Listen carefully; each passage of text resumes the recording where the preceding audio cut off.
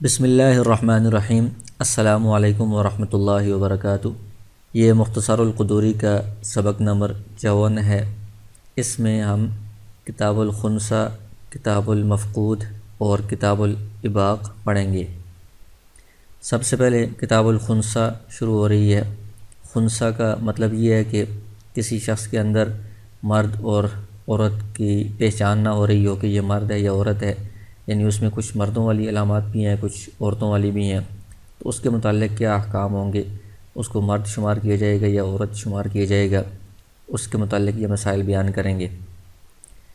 اذا کان للمولود فرج و ذکر، کہتے ہیں کہ جب کوئی بچہ پیدا ہوتا ہے تو اس بچے کی عورتوں والی شرمگاہ بھی ہے اور مردوں والی شرمگاہ بھی ہے، تو فہو خنثی، اس کو خنثی کہا جاتا ہے، یعنی یہ مکمل مرد اور مکمل عورت نہیں ہے، اس میں دونوں کی کچھ علامات پائی جاتی ہیں، تو یہ درمیان کی ایک صنف ہے، خنثی اسے کہا جاتا ہے۔ فَإِنْ كَانَ يَبُولُ مِنَ الذَّكَرِ فَهُوَ غُلَامٌ، تو اب چونکہ شریعت میں مردوں کے عورتوں کے احکام ہوتے ہیں مختلف معاملات میں، تو اس کو ہم مردوں کے اس پر احکام لاگو کریں گے یا عورتوں کے، تو اس کے بارے میں ہم فیصلہ کریں گے کہ یہ مرد ہے یا عورت ہے۔ تو کچھ علامات ہیں جن سے فیصلہ ہوگا، تو اس میں ایک بات بیان کی ہے کہ اگر یہ جو مردوں والی شرمگاہ ہے اس سے یہ پیشاب کرتا ہے تو اس کو لڑکا شمار کیا جائے گا، مرد شمار کیا جائے گا۔ وَإِنْ كَانَ يَبُولُ، اور اگر وہ پیشاب کرتا ہے من الفرج، جو عورتوں والی اس کی شرمگاہ ہے اس سے، فَهُوَ أُنْثَىٰ، تو اس کو مؤنث شمار کیا جائے گا، یعنی لڑکی شمار کیا جائے گا۔ وَإِنْ كَانَ يَبُولُ مِنْهُمَا، اور اگر اس کا پیشاب ان دونوں راستوں میں سے آتا ہے، والبول یسبق من احدہما، اور پھر ان دونوں میں سے کسی ایک سے پہلے پیشاب نکلتا ہے، یعنی جو مرد والی شرمگاہ ہے، عورت والی شرمگاہ ہے، ان میں سے کسی ایک سے پہلے پیشاب نکلتا ہے، نسب الی الاسبق منہما، تو نسبت کی جائے گی ان میں سے جس سے پہلے پیشاب نکلتا ہے اس کی طرف، یعنی اگر مرد والی جو شرمگاہ ہے اس سے پہلے پیشاب نکلتا ہے بعد میں دوسری سے، تو پھر اس کو مرد شمار کیا جائے گا۔ اگر عورت والی شرمگاہ سے پہلے نکلتا ہے تو پھر اس کو عورت شمار کیا جائے گا، یعنی پہل کو دیکھا جائے گا۔ وَإِنْ كَانَ فِي السَّبْقِ سَوَاءٌ، اور اگر پہل ہونے میں دونوں برابر ہوں، یعنی کسی سے بھی پہلے نہیں نکلتا، دونوں سے اکٹھا ہی نکلتا ہے، فَلَا يُعْتَبَرُ بِالْكَثْرَةِ عِنْدَ أَبِي حَنِيفَةَ رحمہ اللہ، تو اس صورت میں پھر اس کو ہم خنثی ہی شمار کریں گے، مرد یا عورت شمار نہیں کریں گے۔ تو اس میں پیشاب زیادہ کس سے نکلتا ہے اس کا اعتبار نہیں ہوگا امام ابو حنیفہ رحمہ اللہ کے نزدیک۔ وقال رحمہ اللہ، صاحبین حضرات فرماتے ہیں، ينسب الى اکثرہما بولا، کہ ان دونوں میں سے جس سے زیادہ پیشاب نکلتا ہے اس کی طرف منسوب کیا جائے گا، یعنی مرد والی حصے سے اگر نکلتا ہے تو مرد شمار کیا جائے گا زیادہ، اور اگر عورت والے حصے سے زیادہ نکلتا ہے تو عورت شمار کیا جائے گا۔ تو یہ بچے کی علامات بیان کی ہیں کہ بچے کے اندر اس پیشاب کے ذریعے سے اندازہ کیا جا سکتا ہے تو اس کو مرد یا عورت میں سے کوئی ایک قرار دیا جائے گا۔ وَإِذَا بَلَغَ الْخُنثَىٰ، اور جب وہ بالغ ہو جائے تو بالغ ہونے کے بعد بھی کچھ علامات ہوتی ہیں مردوں والی کچھ عورتوں والی، ان سے بھی اندازہ لگایا جا سکتا ہے، تو جس کے اندر مردوں والی علامات زیادہ ہوں گی تو اس کو مرد قرار دیا جائے گا، جس میں عورتوں والی علامات زیادہ ہوں گی تو اس کو عورت قرار دیا جائے گا۔ تو کہتے ہیں کہ خنثی جب بالغ ہو جائے، وخرجت لہ لحیۃ، اس کی داڑھی نکل آئے تو داڑھی مرد ہونے کی علامت ہے تو اس کو مرد شمار کیا جائے گا۔ او وصل الی النساء، یا وہ عورتوں کے ساتھ مجامعت کر سکتا ہے، فہو رجل، تو یہ بھی مرد ہونے کی علامت ہے، اس کو مرد شمار کیا جائے گا۔ اور اگر بالغ ہونے کے وقت ان ظاہر لہ ثدی، اس کے سینے ظاہر ہو گئے، کا ثدی المرأتی، جس طرح عورت کا سینہ ہوتا ہے، او نزل لہ لبن، یا اس کا دودھ اتر آیا فی ثدیہ، اس کے سینے میں، یہ عورت ہونے کی علامت ہے، او حاضہ، یا اس کو حیض آیا، او حابلہ، یا اس کو حمل ٹھہر گیا، او امکن الوصول الیہ، یا اس کے ساتھ مجامعت کرنا ممکن ہوا، من جہت الفرجی، جو اس کی عورت والی شرمگاہ ہے اس کے ذریعے سے، تو یہ ساری عورت ہونے کی علامات ہیں۔ اس صورت میں فہو امرأۃ، اس کو عورت شمار کیا جائے گا۔ فإن لم یظہر لہ، اگر اس کے لیے ظاہر نہ ہو احدی ہذہ العلامات، ان علامات میں سے کوئی ایک بھی، نہ مرد ہونے کی کوئی علامت ظاہر ہو رہی ہے اور نہ عورت کی کوئی علامت ظاہر ہو رہی ہے، یا دونوں اکٹھی ظاہر ہو رہی ہیں، تو اس میں سے کسی ایک میں فرق کرنا مشکل ہو رہا ہے۔ فہو خنثی مشکل، اس کو خنثی مشکل کہا جاتا ہے، یعنی اس میں مرد اور عورت دونوں کی علامات جمع ہیں، تو اس لیے اس کو کوئی ایک نہیں قرار دیا جا سکتا، صرف مرد یا صرف عورت، تو یہ درمیان میں ہے، خنثی مشکل اس کو کہا جاتا ہے۔ اس کے احکام تھوڑے مختلف ہیں۔ وَإِذَا وَقَفَ خَلْفَ الْإِمَامِ قَامَ بَيْنَ صَفِّ الرِّجَالِ وَالنِّسَاءِ، جس صورت میں امام کے ساتھ مرد اور خواتین سارے جماعت میں شریک ہوں، تو یہ جو خنثی مشکل ہے اس کو مردوں کی صف کے بعد اور عورتوں کی صف سے آگے کھڑا کیا جائے گا، ان کی الگ صف ہوگی، یعنی مردوں کی صف میں بھی اس کو شامل نہیں کریں گے کیونکہ اس میں مردوں والی مکمل علامات نہیں ہیں، عورتوں والی میں بھی شامل نہیں کریں گے کیونکہ یہ مکمل عورت بھی نہیں ہے، خنثی مشکل ہے، تو ان کی صف مردوں اور عورتوں کے درمیان میں ہوگی۔ وَتُبْتَاعُ لَهُ أَمَةٌ مِّن مَّالِهِ، اور اس کے ختنے کی ضرورت پڑے تو خریدی جائے گی اس کے مال میں سے ایک باندی، تختنه، جو اس کا ختنہ کرے گی، ان کان له مال، اگر اس کے پاس مال ہو، کیونکہ جو باندی ہوتی ہے وہ اپنے مالک کا ستر دیکھ سکتی ہے، تو اس لیے وہی اس کا ختنہ کر سکتی ہے۔ فَإِن لَّمْ يَكُن لَّهُ مَالٌ، اگر اس کے پاس مال نہ ہو اپنا، ابتاع له الامام من بیت المال، تو جو حکمران ہے وہ بیت المال سے خریدے گا اس کے لیے امتن، ایک باندی۔ فَإِذَا خَطَنَتْهُ، جب وہ باندی اس کا ختنہ کر لے، باعها، تو جو حکمران ہے، امام ہے، وہ اس باندی کو دوبارہ بیچے گا، وَرَدَّ ثَمَنَهَا إِلَى بَيْتِ الْمَالِ، اس کی جو قیمت ہے وہ دوبارہ بیت المال میں لوٹا دے گا۔ آگے اس کی میراث سے متعلق احکام بیان کر رہے ہیں کہ اگر یہ جو خنثی ہے، خنثی مشکل، اس کے والد کا انتقال ہو گیا، وَخَلَفَ ابْنًا وَخُنثىٰ، اس نے چھوڑا ایک بیٹا اور ایک یہ خنثی، یعنی ایک بیٹا ہے جو مکمل مرد ہے اور ایک یہ خنثی ہے، خنثی مشکل۔ فَالْمَالُ بَيْنَهُمَا، تو اب جو والد کا مال ہے ان کے درمیان کیسے تقسیم ہوگا؟ تو امام ابو حنیفہ رحمہ اللہ فرماتے ہیں، فَالْمَالُ بَيْنَهُمَا عِنْدَ أَبِي حَنِيفَةَ رَحِمَهُ اللَّهُ عَلَى 3 أَسْهُمٍ، مال 3 حصوں میں تقسیم ہوگا۔ لِلْإِبْنِ سَهْمَانِ، بیٹے کے لیے جو مکمل مرد ہے بیٹا، اس کے لیے 2 حصے ہوں گے، وَلِلْخُنثىٰ سَهْمٌ، اور یہ جو خنثی ہے اس کے لیے 1 حصہ ہوگا،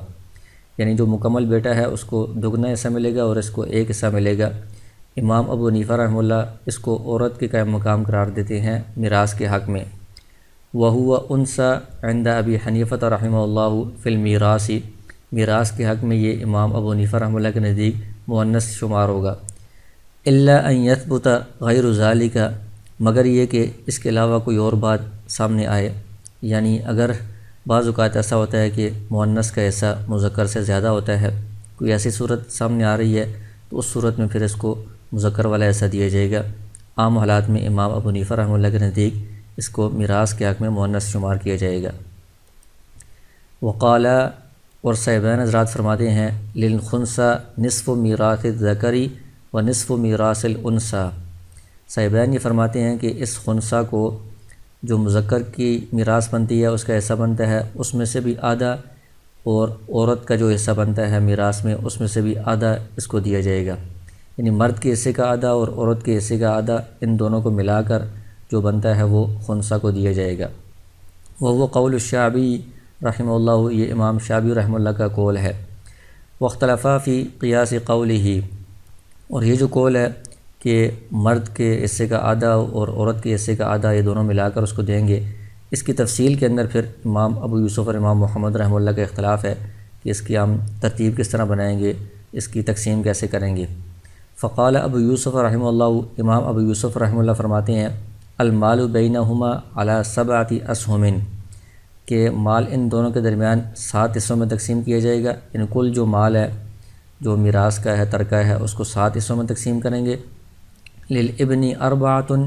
جو مکمل بیٹا ہے، مکمل مرد، اس کے لیے 4 حصے ہوں گے۔ وللخنثیٰ 3، اور یہ جو خنثیٰ ہے اس کے لیے 3 حصے ہوں گے۔ تو انہوں نے آسان اعتبار سے تقسیم کی ہے کہ اگر ایک ترکہ ہے اس کے ہم 4 حصے کرتے ہیں تو مرد کو اگر 4 حصے مل رہے ہیں پورا تو اس کا آدھا 2 حصے بنتے ہیں، اور عورت کو 4 میں سے 2 حصے ملتے ہیں، آدھا حصہ ملتا ہے، تو اس عورت کے آدھے کا جب ہم آدھا کریں گے، یعنی 2 کا آدھا کریں گے تو وہ 1 بنے گا، تو اس طرح یہ 2 اور 1 کو ملا کر خنثی کے لیے 3 بن جائیں گے۔ یعنی مذکر کی میراث اگر 4 ہے تو اس کا آدھا نکالیں گے تو وہ 2 بنتا ہے، اور مؤنث کی میراث 4 میں سے 2 ہے، اس 2 کا آدھا نکالیں گے تو وہ 1 بنتا ہے۔ تو ادھر سے 2 اور ادھر سے 1 ان دونوں کو ملائیں گے تو یہ 3 حصے بنتے ہیں، تو 3 حصے خنثی کو مل جائیں گے، اور چونکہ مذکر کا حصہ پورا ہوتا ہے تو اس کو پورے 4 حصے ملیں گے۔ اس طرح 7 حصوں میں تقسیم کر کے 4 حصے بیٹے کو اور 3 حصے خنثی کو دے دیے جائیں گے۔ امام محمد رحمہ اللہ فرماتے ہیں المال بینہما علی 12 سہما، کہ مال ان دونوں کے درمیان 12 حصوں میں تقسیم کیا جائے گا۔ للابن 7، جو بیٹا ہے اس کو 7 حصے ملیں گے، وللخنثی 5، اور جو خنثی ہے اس کو 5 حصے ملیں گے۔ یعنی امام محمد رحمہ اللہ کے نزدیک جو مرد اور خنثی کو دونوں کو ملا کر جو حصہ ملتا ہے، تو اگر مرد کے ساتھ عورت کو ملایا جائے تو وہ کیا حصہ بنتا ہے، اور مرد کے ساتھ اگر مرد کو دوسرے مرد کو ملایا جائے تو کیا حصہ بنتا ہے، ان دونوں کا حساب کر کے ان میں سے آدھا دیں گے، تو اس طرح یہ 12 حصوں میں تقسیم صحیح بنتی ہے۔ تو اس کی تفصیل یہ ہے کہ وہ کہتے ہیں کہ ایک مسئلہ ہم بنائیں گے جس میں ایک لڑکا ہے اور خنثی ہے، اس کو بھی ہم لڑکا مان لیں گے، اور دوسری طرف ایک لڑکا ہے جو بیٹا ہے اور خنثی کو ہم لڑکی مان لیں گے، تو ان میں ہم تقسیم کریں گے۔ جب اس کو ہم لڑکا مانیں گے تو اس میں ظاہر ہے کہ یہ بھی لڑکا ہے یہ بھی لڑکا ہے، تو دونوں کو آدھا آدھا ملے گا۔ جب دونوں کو آدھا ملے گا تو ہم 2 حصوں میں تقسیم کریں گے، اس میں سے ایک اس کو ملے گا ایک اس کو ملے گا۔ اور جس صورت میں ہم نے خنثی کو لڑکی مانا ہے تو ظاہر ہے کہ لڑکی کو کم ملتا ہے، لڑکے کو دگنا ملتا ہے، تو اس کو ہم 3 حصوں میں مال کو تقسیم کریں گے، 2 حصے لڑکے کو ملیں گے، 1 حصہ لڑکی کو ملے گا۔ تو چونکہ ان دونوں کو ملا کر دیکھا جاتا ہے کہ لڑکی کے اعتبار سے اس کا ایسا کیا بنتا ہے، لڑکی کے اعتبار سے اس کا ایسا کیا بنتا ہے، تو ان دونوں کا جو نصف ہے وہ اس کو ملتا ہے۔ تو یہاں پر دونوں کا نصف برابر نہیں آ رہا، کیونکہ ادھر 2 حصوں میں تقسیم کیا جا رہا ہے، یہاں پر 3 حصوں میں تقسیم کیا جا رہا ہے مال کو، 2 اور 3 میں موافقت نہیں ہے۔ تو اس کو حل کرنے کے لیے انہوں نے یہ کیا ہے کہ 3 اور 2 کو آپس میں ضرب دے دیا ہے، تو یہ 6 بن گیا ہے۔ تو یہاں پر بھی یہ 6 سے مسئلہ بنا دیا ہے، یعنی مال کو 6 حصوں میں تقسیم کریں گے، یہاں پر بھی 6 حصوں میں تقسیم کریں گے۔ جب 6 حصوں میں مال کو تقسیم کریں گے تو جب خنثی کو لڑکا مانا ہے تو دونوں لڑکے ہیں، دونوں کو 3 ملے گا۔ ادھر خنثی کو لڑکی مانا ہے تو 6 میں سے اس کو 4 ملے گا، اس کو 2 ملے گا۔ تو اب اس جو خنثی ہے اس کو مذکر والے حصے کا بھی آدھا ملے گا اور مؤنث والے حصے کا بھی آدھا ملے گا۔ تو 3 کا جب ہم آدھا نکالتے ہیں تو وہ 1.5 بچتا ہے، تو 1.5 کے اندر چونکہ پورا حصہ نہیں آتا، کسر آ جاتی ہے، اس لیے اس کو مزید سیدھا صاف عدد لانے کے لیے تقسیم کر دیتے ہیں۔ وہ اس طرح کہ یہ جو 6 ہے جس کو ہم نے تقسیم کیا ہے ترکے میں، اس کو 2 سے ضرب دے دیں گے تو یہ 12 حصے بن جائیں گے، یہاں پر بھی 12 حصے، یہاں پر بھی 12 حصے۔ تو 12 حصوں میں سے یہاں پر چونکہ دونوں لڑکے ہیں تو دونوں کو 6 ملیں گے، اور یہاں پر چونکہ ایک لڑکا ہے ایک لڑکی ہے تو اس کو ڈبل ملے گا، اس کو سنگل، تو اس کو 8 حصے ملیں گے 12 میں سے، اور اس کو 4 حصے ملیں گے۔ تو اب ہم نے ان دونوں کو دیکھنا ہے، ان دونوں کا آدھا خنثی کو ملے گا۔ تو لڑکا جب خنثی ہو تو اس کو 6 حصے ملتے ہیں، تو 6 کا آدھا 3 آتا ہے، اور جب خنثی لڑکی ہو اس کو 4 حصے ملتے ہیں تو 4 کا آدھا 2 آتا ہے۔ تو ادھر سے 3 اس کا آدھا اور اس 4 کا آدھا 2، 3 اور 2 کو ملا کر یہ 5 حصے خنثی کے بن جائیں گے۔ اور جو بیٹا ہے لڑکا اس کو ادھر سے 6 حصے مل رہے ہیں، تو 6 کا جب ہم آدھا نکالیں گے تو وہ 3 بنتا ہے۔ ادھر سے 8 حصے مل رہے ہیں، 8 کا آدھا نکالیں گے تو وہ 4 حصے بنتے ہیں، تو 3 اور 4 ملا کر یہ 7 حصے اس کے بن جائیں گے۔ تو 7 حصے لڑکی کو ملیں گے اور 5 حصے خنثی کو ملیں گے۔ اس طرح یہ 12 حصوں میں تقسیم ہوگی۔ اس کے بعد کتاب المفقود ہے۔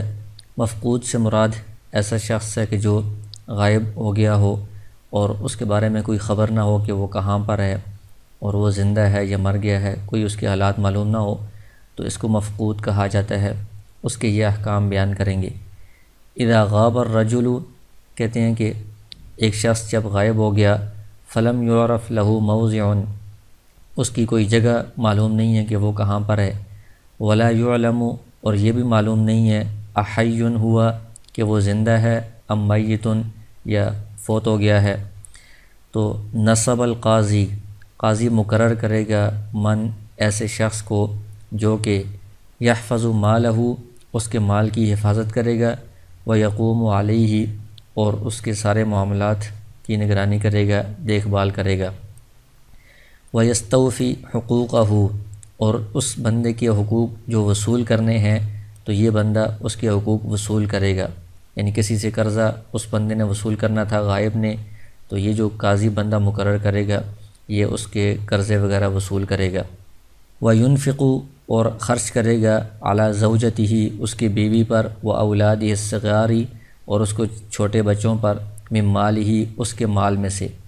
ولا یفرق بینہ و بین امرأتہ، اور قاضی اس بندے کے اور اس کی عورت کے درمیان تفریق نہیں کرے گا، جدائی نہیں کرے گا، جب تک کہ اس کے بارے میں کوئی صحیح معلومات نہ ہو جائیں۔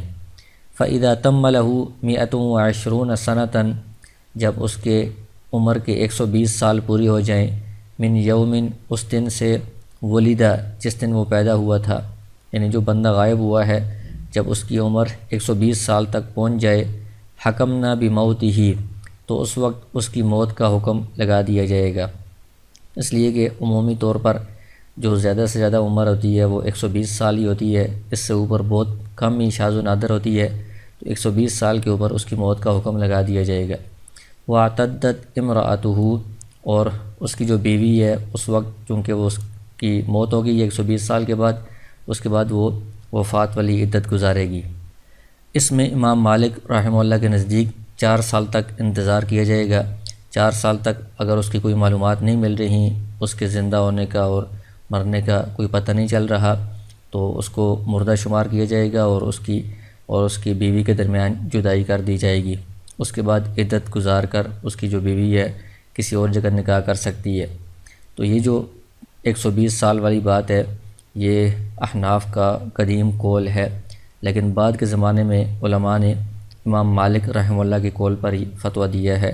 کہ ابھی اگر کوئی بندہ اس طرح غائب ہو جاتا ہے کہ اس کی بالکل کوئی خبر نہ ہو، اتا پتہ نہ ہو، تو 4 سال کے بعد اس کی بیوی کو علیحدگی اختیار کر دی جائے گی، علیحدہ کر دیا جائے گا، اور اس کے بعد وہ عدت کے بعد کسی اور جگہ نکاح کر سکتی ہے۔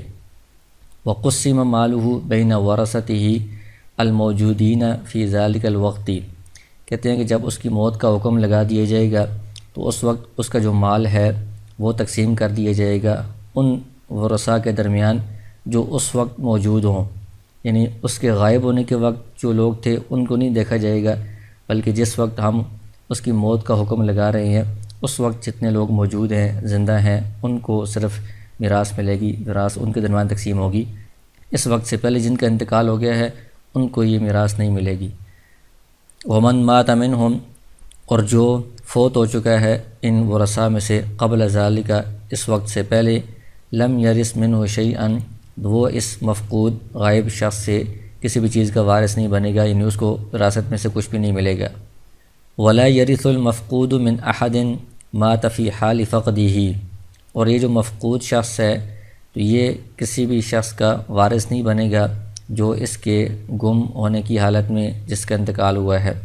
یعنی یہ جب غائب ہو گیا ہے تو اس کے بعد جتنے لوگ اس کے رشتہ داروں میں سے فوت ہوئے ہیں ان کی وراثت اس کو نہیں ملے گی۔ آگے کتاب الاباق ہے۔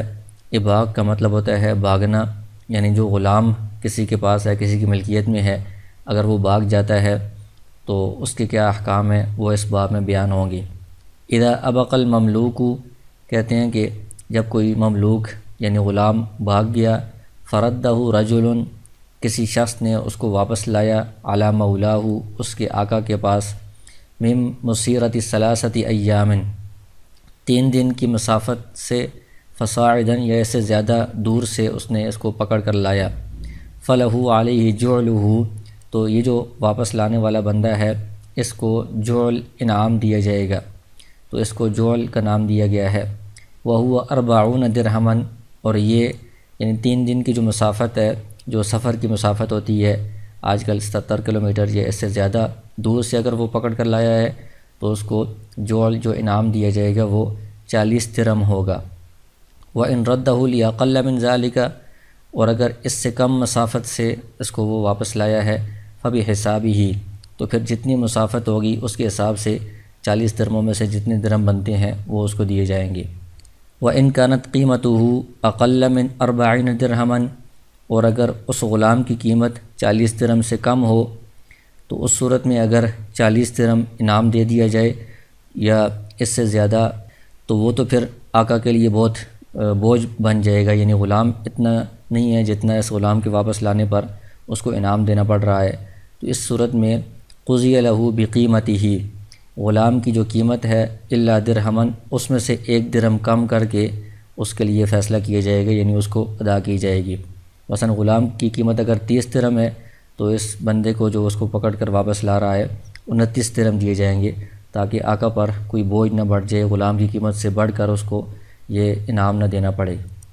وَإِنْ أَبَقَ مِنَ الَّذِي رَدَّهُ،